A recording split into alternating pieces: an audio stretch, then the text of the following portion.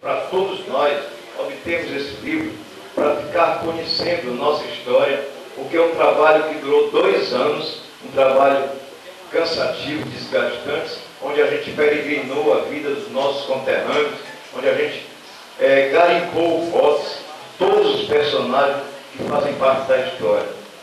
Foi a melhor maneira de construir essa história, de colocar os moradores de Santa Inês que fizeram a nossa história dentro do próprio livro, sendo os próprios personagens da história. Então, é fácil a leitura, o acesso é bom. Como não procuramos nenhum patrocinador para não haver precedências de opiniões, a gente custeou com os próprios recursos. Para sair da gráfica, custou R$25. Nós vamos vender o livro por R$50.